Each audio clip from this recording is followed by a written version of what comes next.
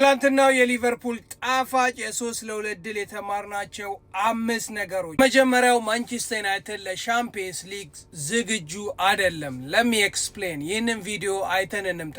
ዘክሲ በረዥሙ ለአማድ ዲያጎ ዳሎት ኦቨርላፕ እያደረገ ነው። ለአላህ ብለህ ለዳሎት እንዳሰጠው እያልኩ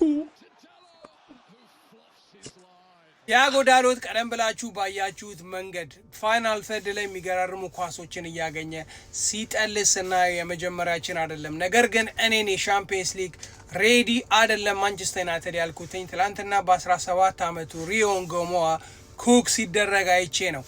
በተለይም ደግሞ ኔክስት ሲዝን እነ ዴምቤሌን እነ ካቫርስካሊያን እነ ዲያዝን እነ ኦሊሴን በዳሎት የምንገጥም ከሆነ ፈጣሪ ይርዳን። ሁለተኛው ብሩኖ ፈርናንዴዝ በትላንትናው ጨዋታ ላይ እድለኛ አልነበረም። በትላንቱ ጨዋታ ላይ 6 የሚገራርሙ የጎል እድሎችን ክሬት ማድረግ ችሎ ነበረ። ነገር ግን አንዱም ወደ ጎል አልተቀየረም።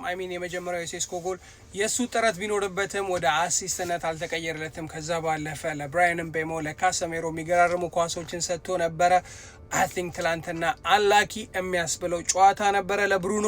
ሶስተኛው ይህንን ለማመን የሚከብድ ታሪካችንን በትላንትናው ጨዋታ ላይ ሳናጣ ማስቀጠል ችለናል። ማንቸስተር ዩናይትድ ከ1984 በኋላ በኦልድ ትራፎርድ ጨዋታዎችን እየመራ ተሸንፎ አያውቅም። ከ388 ጨዋታዎች 355ቱን አሸንፏል። ትላንትና ሰከንድ ሃፍ ላይ በተለይ በመጀመሪያዎቹ 10 ደቂቃዎች ላይ 2 ጎሎች ሲቆጠሩብን ተጨማሪ ጎል ተቆጥሮብን ተሸንፈን ይህንን ሪከርዳችንን የምናጣ መስሎን ነበረ ብዙዎቻችን። ነገር ግን ምስጋና ለኮቢ ሪከርዱም እኛም ሴፍ ሆነናል። አራተኛው በቀጣዩ ሲዝን ኮቢ ሜኑን በአዲስ ቦታ ማየት አለብን። አሁን በማይክል ካሪክ ሲስተም ላይ ከሚጮቱት 3 ሚድፊልደሮች በዲፕ የሚጮተው ኮቢ ሜኑ ነው። ነገር ግን ትናንትና ያስቆጠራትን ጎል ጨምሮ ከዚህ በፊት በተደጋጋሚ በፋይናል ተርድ ምን ያክል ኮምፖዝ የሆነ ክሊኒካል የሆነ ተጫዋች መሆኑን እናውቃለን። በተለይም ደግሞ ካሰሜሮ የሚለቅ ከሆነና እሱን የሚተካው ተጫዋች እንደ ካሰሜሮ ቦክስ ቱ ቦክስ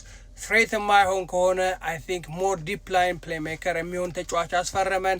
ኮቢ ሜኑን ከብሩኖ አጠገብ በ8 ቁጥር ወይንም ደግሞ በ10 ቁጥር ማጫወት አለብን ብዬ አስባለሁ። በመጨረሻ ምስጋና ለሰር ማይክል ካሪክ። ብዙዎች ያንን ፍሮድ አሰልጣኝ ስናሰናበት ይህንን ቡድን አይደለም ማይክል ካሪክ ፔፔ ጋርዲዮላ ራሱ ቢይዘው የኤሮፓ ሻምፒየንስ ሊግ ይቅርና ኤሮፓ ሊግ ራሱ መጨረስ አትችሉም፣ ስኳዱ ብዙ መገንባት ይጠበቅበታል ስትሉ ነበር። ነገር ግን እሱ መጥቶ በ4 ወር ውስጥ ከየትኛውም የፕሪሚየር ሊግ ቡድን ብዙ ነጥብ የሰበሰበ እንዲሁም ጣፋጭ የሚባሉ ድሎችን ከተቀናቃኞቻችን ላይ ማስገኘት የቻለ አሰልጣኝ ነው። ለዚህም ለሰር ማይክል ካሪክ ምስጋና